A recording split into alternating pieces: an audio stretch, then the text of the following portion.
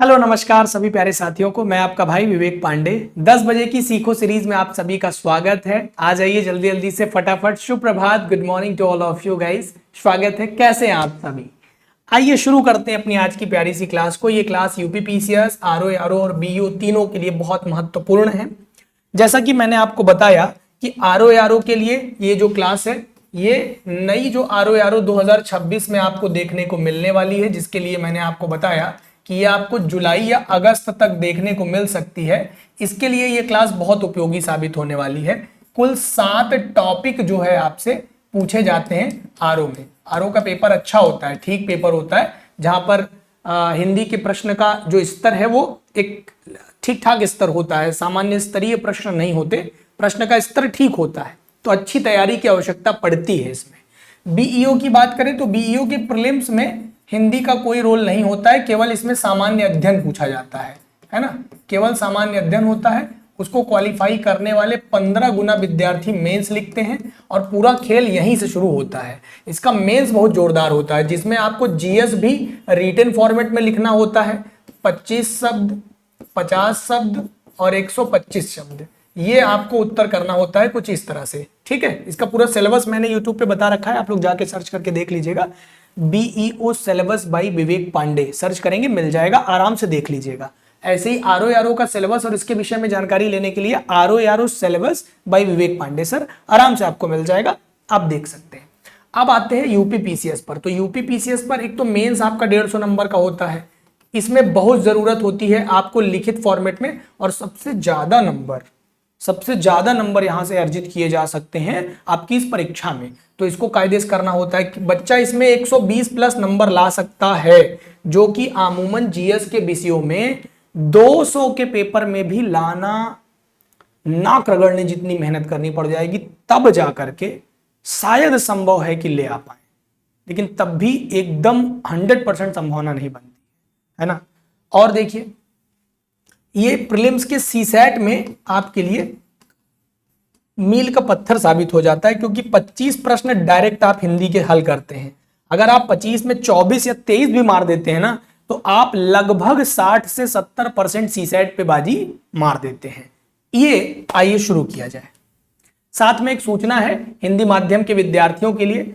आप study IQ में अभी तक अंग्रेजी माध्यम, इंग्लिश मीडियम और इंग्लिश, यानी जो बच्चे हिंदी और अंग्रेजी दोनों के एक मिक्सचर खिचड़ी फॉर्मेट में पढ़ना पसंद करते थे या पढ़ लेते थे, उनके लिए हमारे पास बैचेस, क्लासेस और सुविधाएं उपलब्ध होती थी। लेकिन अब हम लोगों ने हिंदी माध्यम में भी स्टडी आईक्यू परिवार के द्वारा अभ्युदय की शुरुआत किया है, और ये अभ्युदय के बारे में डिटेल में जो जानकारी आप लोगों को मिलेगी वो मिलेगी 17 मई 2026 शाम 8:30 बजे। जुड़ना ना भूलिएगा।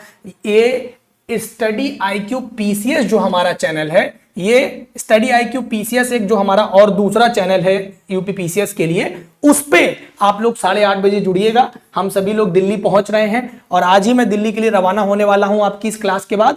तो यहां पर इस क्लास के लिए मैं, इमरान सर, विपुल सर, तीनों लोग हम लोग एक साथ दिल्ली के लिए निकलेंगे, और बाकी सारे टीचर्स भी वहां पर उपस्थित होंगे। जैसे योगी सर वहां पहले से होंगे, सुमित सर होंगे, अपने हरी सर आ रहे हैं, रजत सर आ रहे हैं वहां पे, और अमित सर, अमित श्री सर और अमित सैलानी सर भी वहां पे पहले से उपस्थित होंगे, और हमारे बाकी सभी सम्मानित शिक्षक गण वहां पे पहले से प्रेजेंट हैं, आ चुके हैं। हम लोग की भी उपस्थिति होगी। तो ये बड़ा शानदार एक सेशन होने वाला है हिंदी माध्यम के लिए। आप लोग जरूर अपनी उपस्थिति दर्ज कराइएगा। तो रविवार का दिन शाम 8:30 बजे आप लोगों के लिए एक नया दिन होगा, एक शानदार समय होगा, एक बेहतर वक्त होगा। जुड़ करके आनंद लीजिएगा, बहुत कुछ जानने को मिलेगा। आइए, ये रहा हमारा टेलीग्राम, इसके माध्यम से आप मुझे टेलीग्राम पर ज्वाइन कर सकते हैं, और ये रहा हमारा इंस्टाग्राम, viveksir.official के नाम से आप मुझे इंस्टाग्राम पर ज्वाइन कर सकते हैं।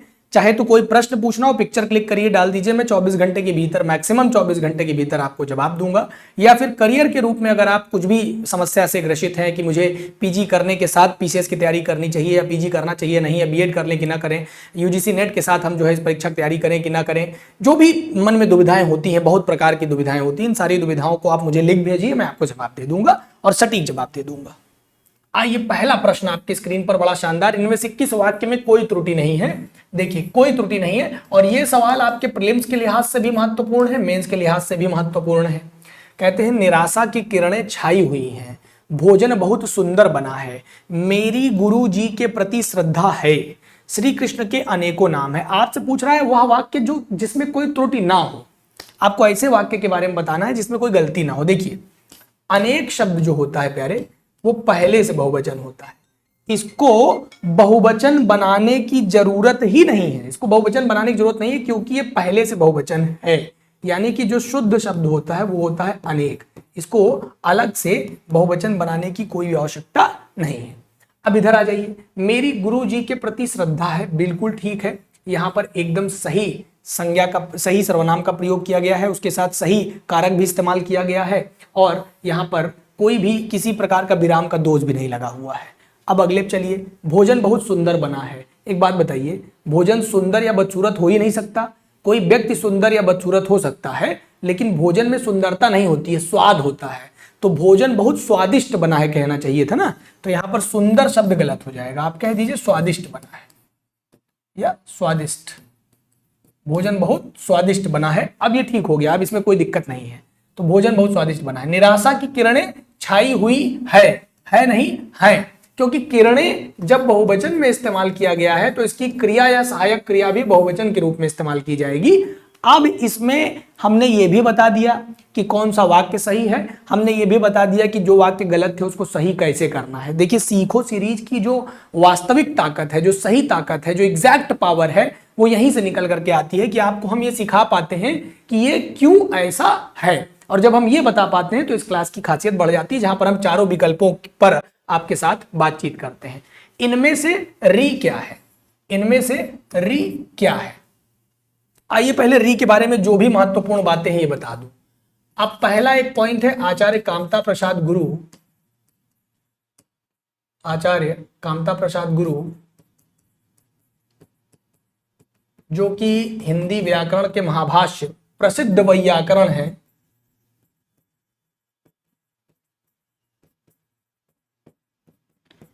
वैयाकरण मतलब होता है व्याकरण जानने वाला, वैयाकरण कहलाता है।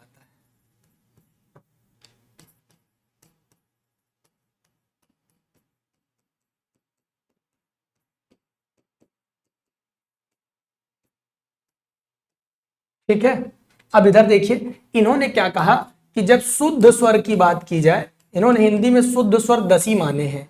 11वां जो है, जो री है, इसको इन्होंने नहीं माना। इनका मानना है कि ये र और बड़ी ई से मिलकर के बना है, और ये स्वर का जो परिभाषा है, स्वयं राजन्ते इति स्वराः, यानी कि स्वर स्वयं से उच्चरित होते हैं, स्वयं बोले जाते हैं, स्वयं राजन्त होते हैं, ये उस पूरी व्यवस्था का अपोज करता है।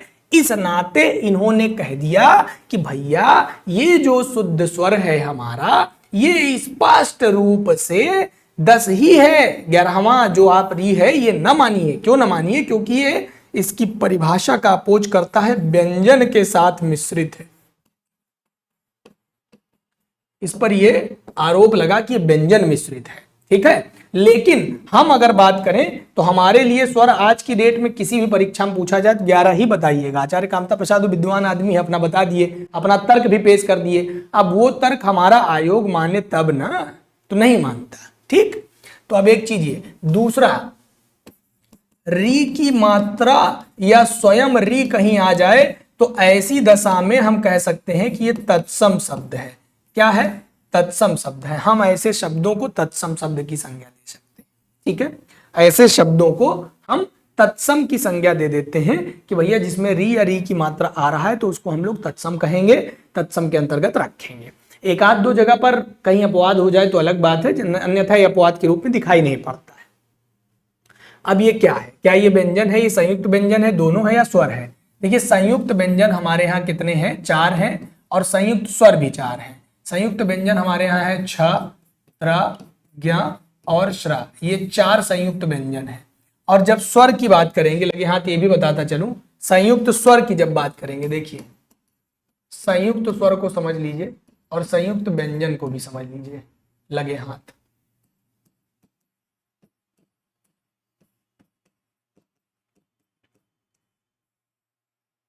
देखिए, संयुक्त स्वर भी 4 है, संयुक्त व्यंजन भी 4 है। जब संयुक्त स्वर की बात करेंगे तो कौन कौन से हैं?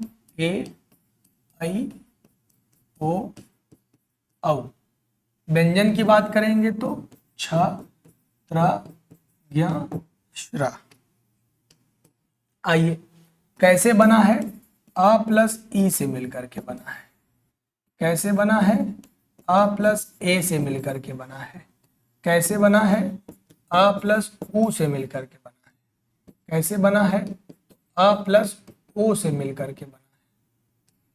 पूरी व्यवस्था जान लिए हैं। ये निर्माण की प्रक्रिया है। सम्यक प्रकारेण युक्तः इति संयुक्तः सूत्र होता है। सम्यक प्रकार से युक्त होने वाले वर्ण संयुक्त होते हैं। सरल भाषा में दो भिन्न भिन्न स्वरों से मिलकर बनने वाले स्वर को संयुक्त स्वर कहते हैं। आप देख पा रहे होंगे इसमें संयुक्त होने के लिए दो भिन्न स्वर और संयुक्त व्यंजन के लिए दो भिन्न व्यंजन होना जरूरी है। दो भिन्न भिन्न स्वरों के योग से।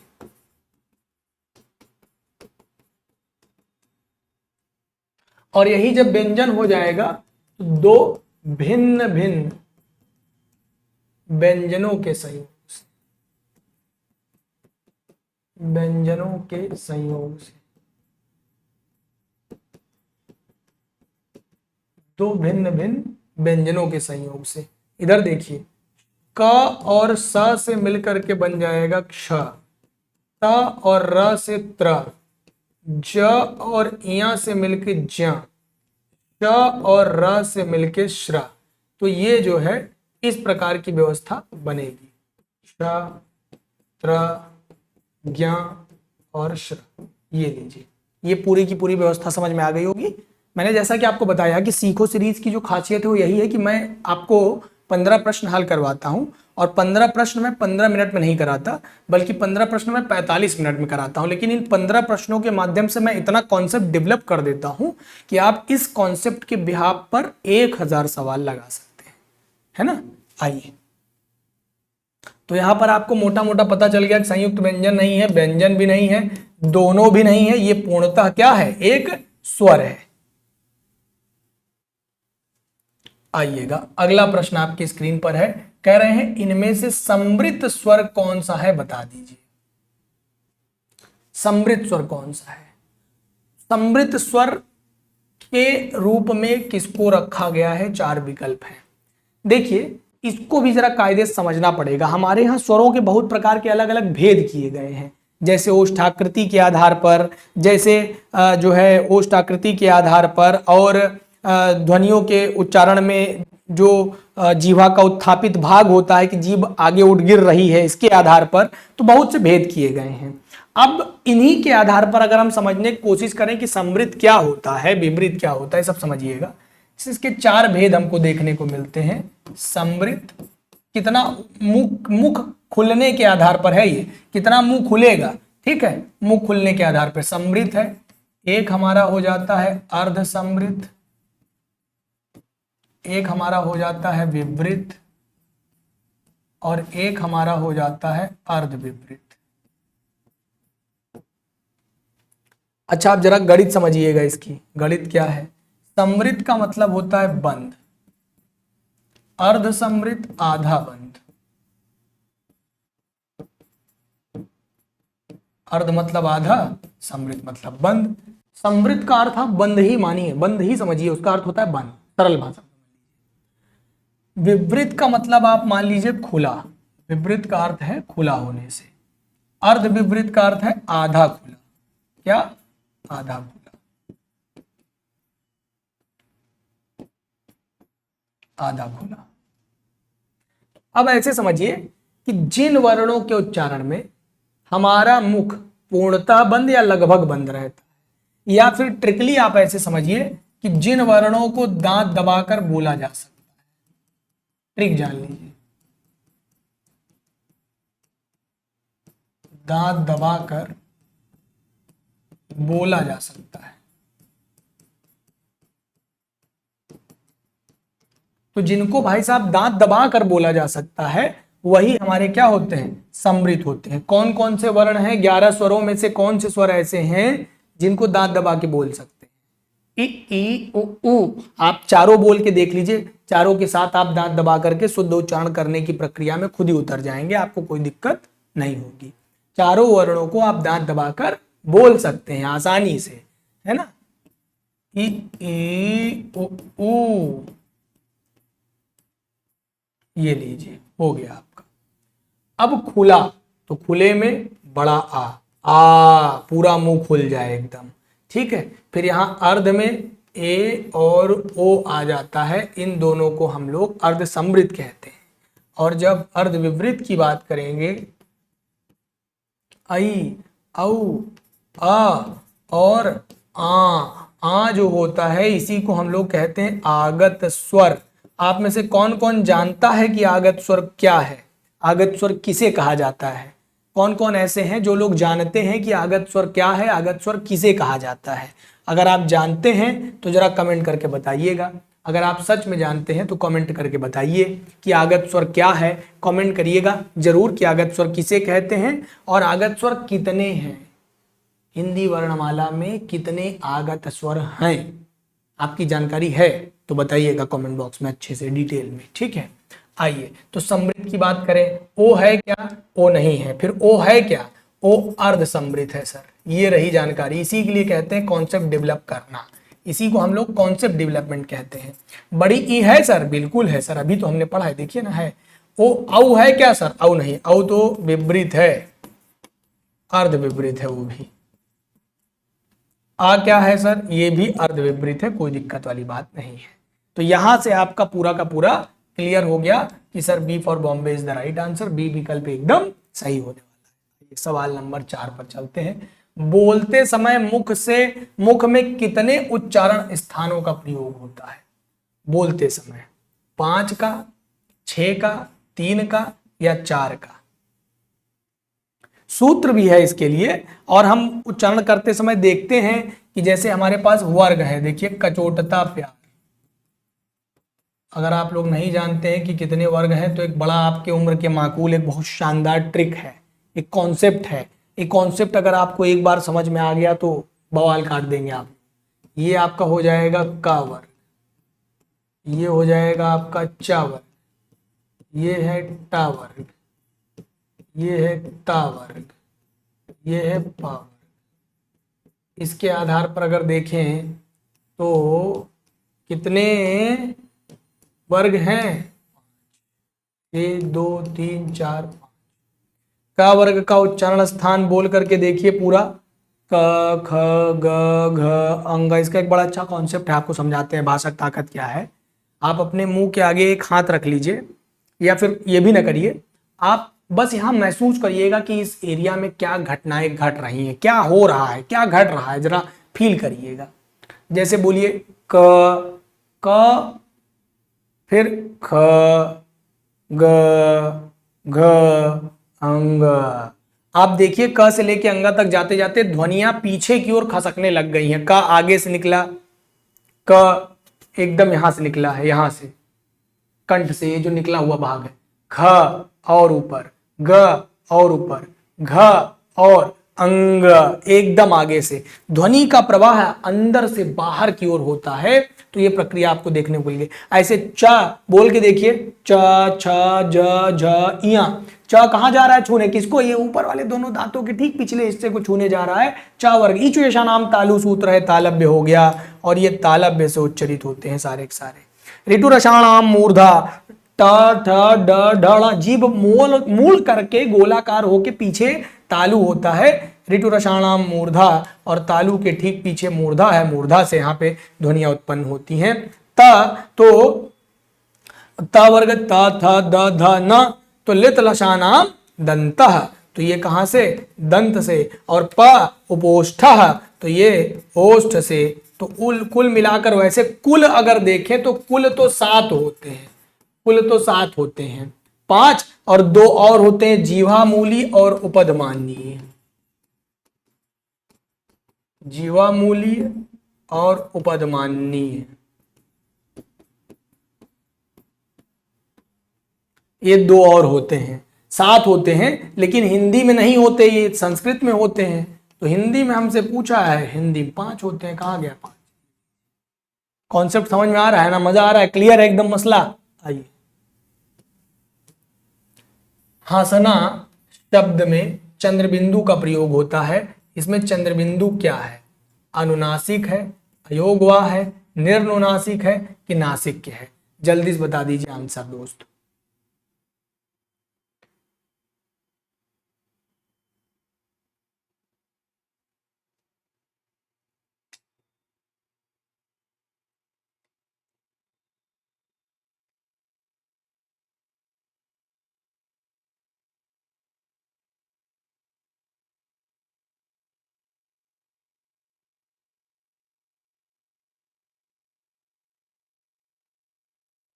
हाँ सना, उसमें आप देखेंगे तो ऊपर चंद्रबिंदी लगा हुआ है। अरा जरा गौर करिए, जब नासिक के कह रहे हैं तो अंग इया ड़ न म को नासिक के कहा जाता है, जिनका उच्चारण मुख और नाक दोनों से हो। निर्नुनासिक अगर कहेंगे तो नहीं, अयोगवाह दो होते हैं, अन और अह। इनको ना तो स्वरों में स्थान प्राप्त है ना तो व्यंजनों में। अब भैया कुल वर्णों में जोड़ के रख लिए जाते हैं, ठीक है, अयोगवाह कहलाते हैं। अगर एक और काम की बात पूछें तो इसका उच्चारण अंग इया ड़ न म के समान यानी नासिक की तरह होता है ना। और ध्यान से और सुनिएगा, इसका उच्चारण स्थान अको विसर्जनीय नाम कंठा, और जो है अनुस्वार कहते हैं इसको, तो अनुस्वार इसको नासिक की ध्वनि कहेंगे। नाक से इसका उच्चारण होता है, कहां से? नासिका से। इसका उच्चारण स्थान कहां से है? तो नासिका से है। अब ये है आपका विसर्ग, तो अकुह विसर्जनीय नाम कंठ, इसका उच्चारण स्थान कंठ है और किसके समान? ह के समान उच्चरित होता है। बहुत डिटेल में मैं एक एक चीज आपको बता रहा हूं, अगर इतनी डिटेलिंग करके आपने पढ़ लिया, तथ्य समझ लिए, तो कोई माइक लाल आपको हरा नहीं सकता। परीक्षा कोई भी हो, आप बस एग्जाम में बैठेंगे और आपका सिलेक्शन तय है, कोई माइक लाल हिला नहीं सकता आपको। 6 नंबर क्या कह रहा है? संयुक्ताक्षर व्यंजन निम्नलिखित में से कौन सा है? कह रहे हैं कौन सा इसमें से संयुक्ताक्षर है, संयुक्त व्यंजन कौन सा है? अभी मैंने थोड़ी देर पहले आपको बताया था, हालांकि य र ल व जो है आपके ये अंतस्थ वर्ण के अंतर्गत आते हैं।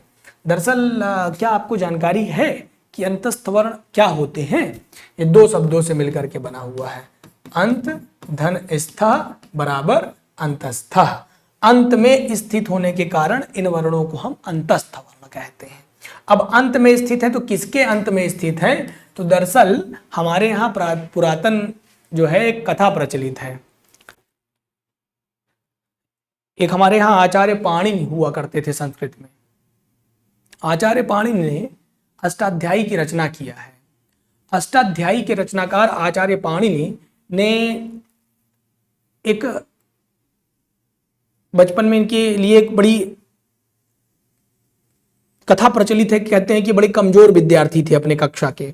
अपने गुरुजी के पास गए रोते पीटते हुए, विलाप करते हुए, गुरुजी मैं क्या करूं, मुझे बड़ी शर्म आती है। तो गुरुजी ने कहा कि तुम भगवान शंकर का आवाहन करो। वो गए, भगवान शंकर का आवाहन करना शुरू किया, भगवान शंकर की पूजा में लीन हो गए। उनको प्रकट करने के लिए तैयार थे एकदम।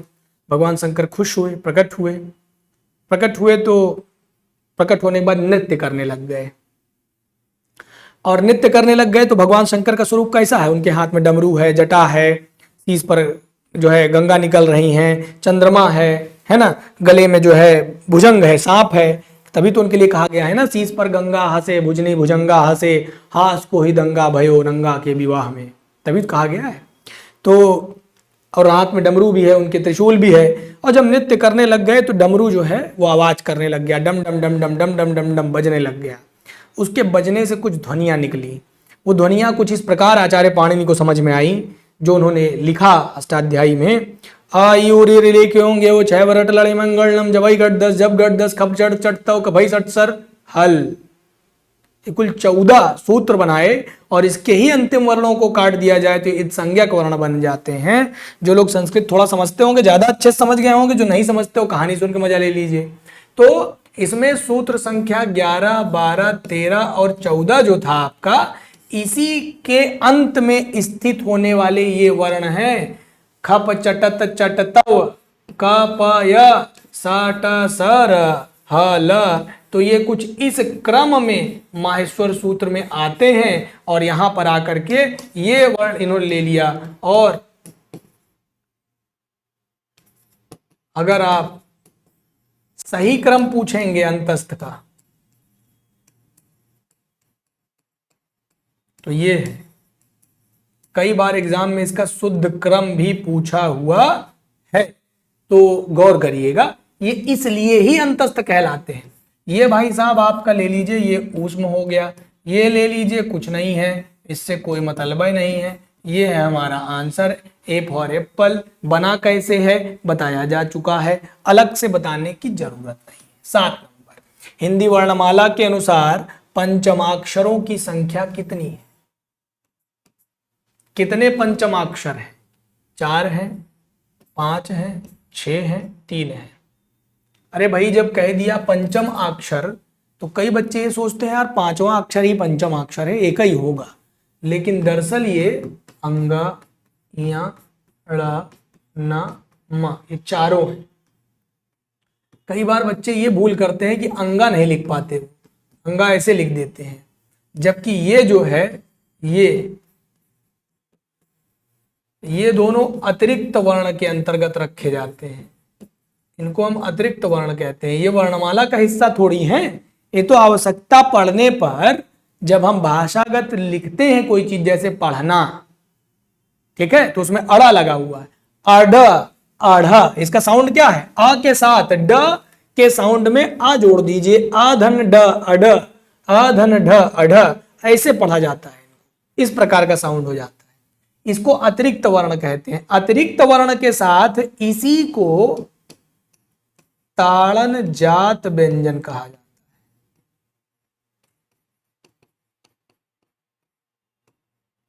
इसी को द्विगुण व्यंजन कहा जाता है। इसी को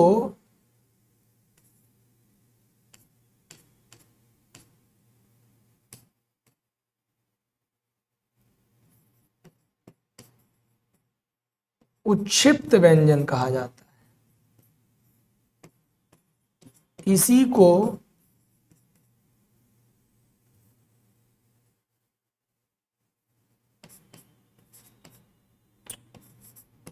पुस्त्रिप्य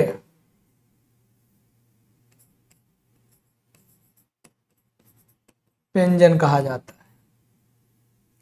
ठीक है, ये सारे इसी के नाम है, इसी को अतिरिक्त वर्ण भी कहते हैं। हालांकि अब वर्तमान में हमारे यहाँ एक अतिरिक्त वर्ण ये नया जोड़ दिया गया है, मराठी का वर्ण बताया जाता है इसको। ठीक है, तो अभी वर्तमान में कितने? 5 हो गए हमारे पंचमाक्षर। Got it? समझ में आ गया? चलिए 8 नंबर, कौन सी वर्तनी शुद्ध है प्यारे? कौन सी वर्तनी शुद्ध है? देखिए, भस्मीभूत, भस्मीभूत, भस्मीभूत, भस्मीभूत। आपको बस स लगाने का तरीका और मात्रा सेट करना आना चाहिए, बाकी तो सब मैनेज हो जाएगा।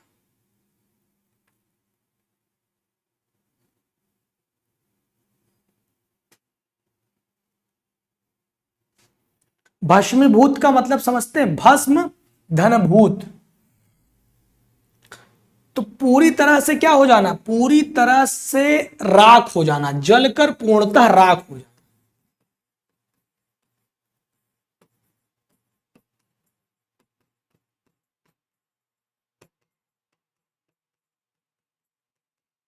जलकर पूरी तरह से अगर कोई चीज राख हो जाए तो कह सकते हैं कि ये क्या हो गया? भस्मीभूत हो गया है ना? तो भस्मीभूत एकदम सही पद है। D for Delhi is the right answer है। भस्मीभूत सही है? नहीं सही है, भस्मीभूत में ये वाला स लगेगा, ये सही है, करेक्ट। ये भी ध्यान रखिएगा, ये आधा स बराबर ये ऐसे, और ये आधा स बराबर ये ऐसे, ये आधा सा बराबर ये ऐसे। इसमें सिरो रेखा खींच करके छोड़ देते हैं बस। आइए, कह रहे हैं कि एक की वर्तनी शुद्ध है, मतंतर, मृण्मय, मुहूर्त, महात्म्य। बताइए कौन से की वर्तनी इसमें शुद्ध शुद्ध बताई जा रही है? किसकी वर्तनी शुद्ध है? कौन सी एक वर्तनी सही है इसमें?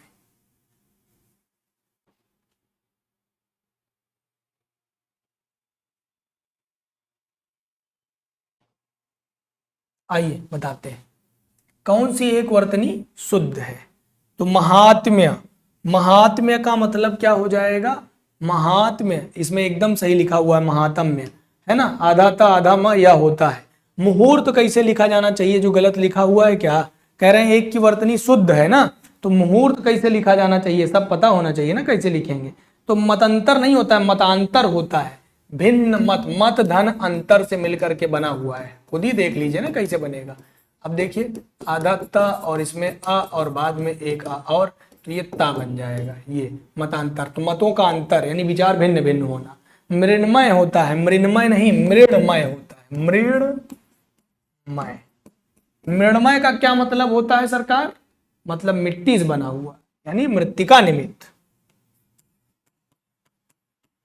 मिट्टी से निर्मित।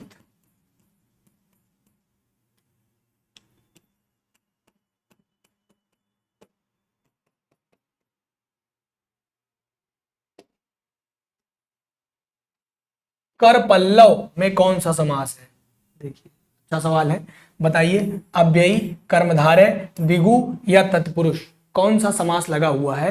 कह रहे हैं कर पल्लव में कौन सा समास लगा हुआ है। जब समास की बात करेंगे तो सम धन आस में घई प्रत्यय का संयोग हुआ है और यहां से समास निर्मित हुआ है। तत्पुरुष में क्या होता है, द्वितीय पद प्रधान होता है, द्वितीय तत्पुरुषे, द्वितीय प्रधान तत्पुरुषे। ये कारक लोप हो जाता है, इसमें क्या हो जाता है, जब कारकों का लोप हो जाए तो। अच्छा, प्रथम पद यदि संख्यावाची हो जाए, क्या, प्रथम पद यदि क्या हो जाए, संख्यावाची हो जाए, तो उसे ही हम लोग क्या कहते हैं, द्विगु कहते हैं। अगर प्रथम पद विशेषण हो जाए और द्वितीय पद विशेष हो जाए तो उसे हम लोग क्या कहते हैं, उसे ही हम लोग कर्मधारय कहते हैं। और अव्ययी भाव में पहला पद उपसर्ग होता है, प्रथम पद प्रधान होता है और प्रथम पद ही इसका क्या हो जाता है, उपसर्ग के रूप में दिखाई पड़ता है। बता तो सबके बारे में दिए हैं। और कर पल्लव में क्या हो जाएगा, जो है कर्मधारय समास हो जाएगा, एकदम स्पष्ट है मामला, ठीक है। कर्मधारय समास, B for Bombay is the right answer, एकदम क्लियर आंसर है आपका। 11 नंबर सवाल, जो क्षति से रक्षा करता है उसे क्या कहा जाता है। जो क्षति से रक्षा करता है उसके लिए एक शब्द बताइए। क्षत्रप, क्षत्रिय, क्षेपक, क्षयिष्णु, 4 विकल्प है, फटाफट से बताइए।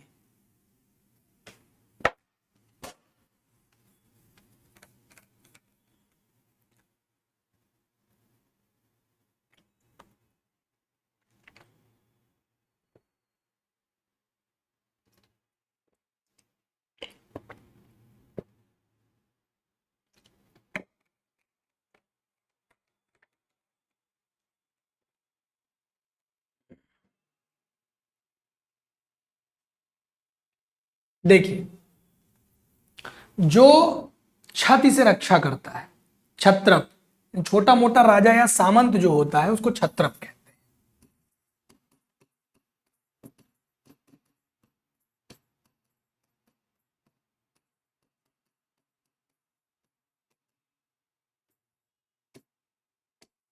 ये छत्रप है। क्षत्रिय जो युद्ध से रक्षा करता है क्षत्रिय है, जानते ही हैं। जो छति से रक्षा करे उसी को क्षत्रिय कहते हैं, आंसर यही है। क्षेपक किसे कहते हैं, क्षेपक।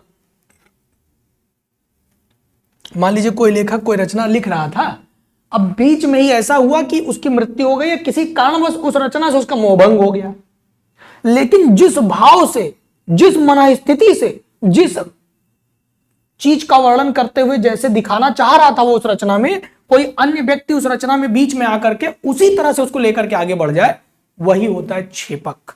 समझ में आया, यानी किसी ग्रंथ में अन्य व्यक्ति के द्वारा, किसी ग्रंथ में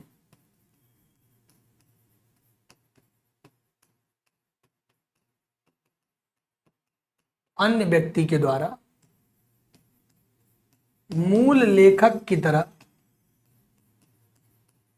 जोड़ा गया अंश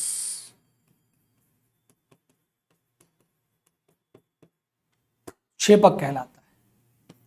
क्षयिष्णु क्या कहलाता है, जिसका क्षय होने वाला हो, क्षयिष्णु।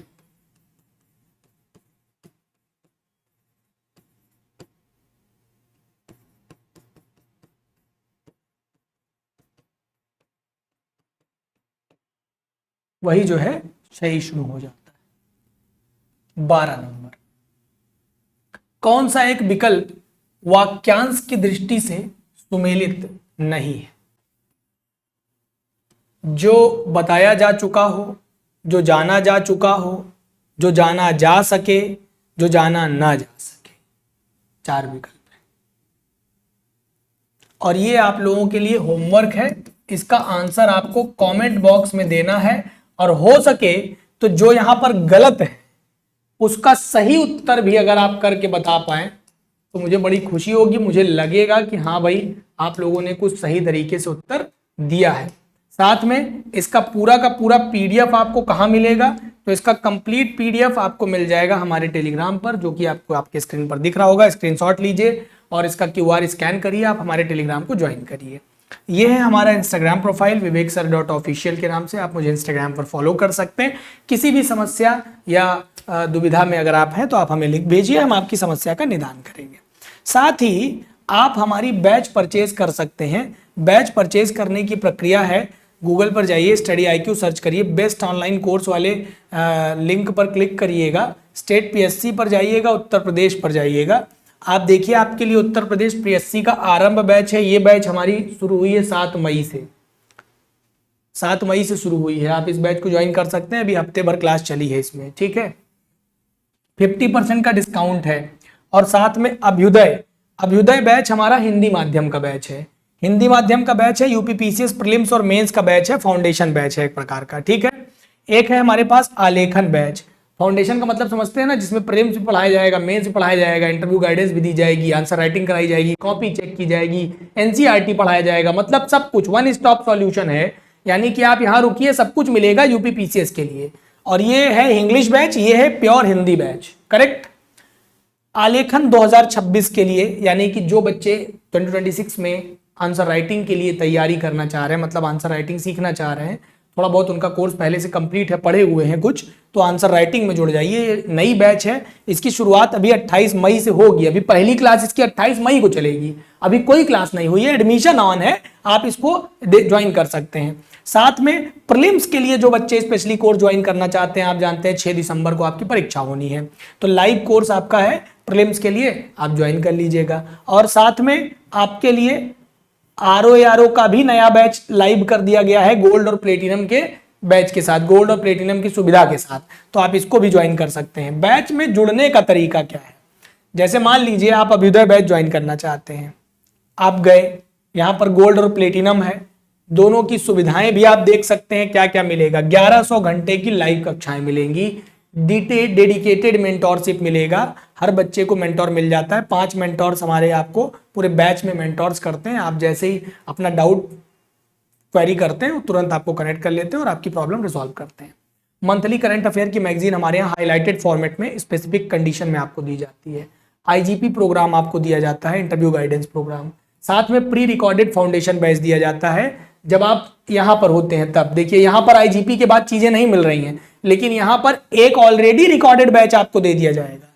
2 बैच आपके पास होंगे, ताकि आप एक्स्ट्रा अगर कोर्स को रिकवर करना चाहते हैं तो कर लीजिए। जस्ट लाइक आप अपने मन से हिस्ट्री पढ़ रहे थे, लेकिन बैच में पॉलिटी और ज्योग्राफी चल रही है, तब आप हिस्ट्री रोक नहीं सकते, आप पढ़ते रहिए। यहाँ से क्रक्स आपको दे दिया जाएगा, जिससे आपका प्रीलिम्स ना रुके, प्रीलिम्स 100% आप क्रैक कर सकें। साथ में NCERT का आपको एक स्ट्रॉन्ग बेस मजबूत करने के लिए कंप्लीट रिकॉर्डिंग दे दी जाती है। बाई नाउ पर जाइएगा, BK लाइव कोड याद रखिएगा, हमारा कोड लगाइए। स्टडी IQ परिवार का कोई भी बैच अगर आप खरीदते हैं तो सबसे ज्यादा डिस्काउंट आपको BK लाइव कोड पर ही मिलता है। अप्लाई करिएगा, देखिए 3000 रुपए का डिस्काउंट मिल गया। और 11,999 में आपको हमारा गोल्ड और हमारा प्लेटिनम 18,999 में मिल जाएगा। देखिए, अगर आपको कोई दिक्कत है, कोई कष्ट है, कोई परेशानी है, तो ये मेरा खुद का अपना पर्सनल व्हाट्सएप नंबर है। इस नंबर पर आप मुझसे संपर्क कर सकते हैं, व्हाट्सएप कर सकते हैं, कोई दुविधा हो तो। और साथ में मैं अपनी टीम का नंबर दे देता हूं, आप मेरी टीम को सीधा एक कॉल अरेंज कर सकते हैं, 9289996923। इस नंबर पर आप मेरी टीम से डायरेक्ट बात कर सकते हैं। उनको कह सकते हैं कि विवेक सर का हमने वीडियो देखा है और मेरी उनसे बात हुई है, हमको मिनिमम प्राइस पर, जितने कम प्राइस में हो सकता है, अपनी समस्या बता दीजिए और बता दीजिए कि हम कम प्राइस पर ही ले पाएंगे, या जो भी आपकी दिक्कत है, जो भी दुविधा हो, 1500 कम करना हो या कोई दिक्कत है, कोई कष्ट है, जेन्युइन अगर आपकी समस्या है तो आपकी बात सुनी जाएगी, मेरी टीम आपकी मदद करेगी। तो हमारी टीम आपको कंप्लीट गाइड करेगी। आप इस नंबर पे कॉल करिए, उनको बताइए वीके लाइव कोड के साथ आपको बैच प्रदान किया जाएगा। तो आज के लिए इतना ही। उम्मीद है कि क्लास आपको अच्छी लगी होगी, शानदार लगी होगी। आपके कमेंट का इंतजार रहेगा। तब तक के लिए आपके भाई विवेक पांडे का नमस्कार, राम राम, दुआ सलाम। मिलते हैं मंडे को 10 बजे, सेम टाइम सेम प्लेस। नमस्कार।